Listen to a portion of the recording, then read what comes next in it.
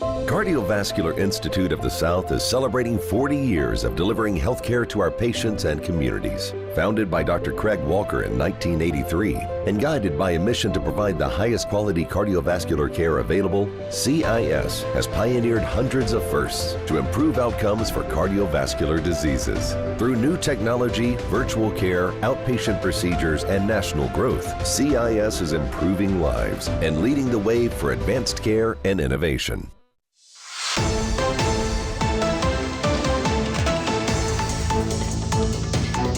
Hey everybody, welcome back to Bayou Time. Harry McCullough here. And there was a fatality on the Troop C roads on Monday. Here to talk a little more about it is Troop C Public Information Officer Tia Larvadane, excuse me. How you doing, man? Good to see you. This is our first time to interact with one another. Mm-hmm. How are you feeling into your job? Is things good? Learning the ropes. It's a lot, but we're going to get through it. Yeah, absolutely. And you're from Assumption Parish. Yes, sir. So you know the roads well. We had an incident that happened on Monday morning. Mm-hmm. So can you tell us a little more about it? Yeah. So on yesterday morning, shortly before 6 a.m., we did have a 3-vehicle fatal crash that claimed the life of one Gonzalez man, Pedro Guzman. During the crash, the incident that led up to the crash was Guzman was traveling west on LA 398, just west of 1013. For reasons that are still under investigation, he crossed the center line, and at the same time, there was a Kenworth tractor trailer that was headed in the opposite direction. He did hit that vehicle head on. After he hit that vehicle, he re-entered the westbound lane, and another vehicle struck him, and he was fatally injured. The tractor truck driver was uninjured. The GMC driver was transported with moderate injuries to a local hospital. Toxicology sample was taken from Guzman and submitted for analysis. Both the other drivers did voluntarily submit to toxicology samples, and those will also be submitted for analysis as well. So this was a head-on collision as they go. And you're talking about 18-wheelers. It's really uninvolved. It's tough for an 18-wheeler, especially if, somebody is coming into your own lane. Right. But they can't stop on a dime a lot of times. Right. A lot of times you have these 18-wheelers hauling either hazardous or non-hazardous material, but at the end of the day, it is a lot of weight. And it's very hard to stop an 18-wheeler, even if they're applying the brakes. So we just want to always remember to make the good decisions while driving, whether you're a passenger, whether you're the driver. If you're the passenger and you see your driver start to get out of line a little bit, just remind your driver to not get distracted, never drive impaired or fatigued, and adhere to any speed limits or any laws that are posted, and always minimize and avoid distractions, especially while you're in a vehicle. Yeah, a lot of times, in the morning like that, it may be the sun coming up and those kind of things. I guess we don't know exactly what happened here. Where is Highway 398? Where is that? It's in Assumption Parish.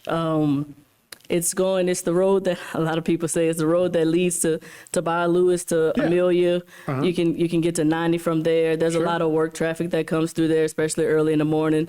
There's a elementary school down there, Bayou Elementary, that a lot of kids go to, and a lot of parents travel that road daily to drop their kids off at school. With school starting back up again, school highway safety is paramount. Yeah, and actually, I do take that road a lot when you're coming back from Baton Rouge, right? You can cut back that way and go through Gibson on the way back to Houma. So a lot of people will travel that road, and it can be dangerous because it's it's two-way traffic. Right. So that's something you always have to look at.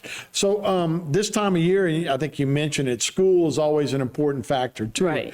Right. So I know there's usually some kind of flashing lights and those kind of things, but a lot of these country roads, like particularly in Bayou Lewis, you may be on a pretty substantial highway going 55, and suddenly you got to get down to 25. So drivers have to be careful there. Right. Too. You always want to look up and out and pay attention to things down the road, not just what's directly in front of your vehicle. Being mindful of the time that you're driving, and if it's early in the morning, you may have elementary school kids that are getting dropped off, or if it's later in the evening or on your way home, you have buses on the road that may be making sudden stops to let kids off. You always want to adhere and yield to those buses on the roadway, especially the kids getting off of those buses as well. Yeah, I know, especially a lot of people are trying to make, time, right? And then you see a bus in front of you, or you see a garbage truck on those highways. And look, that's just the job.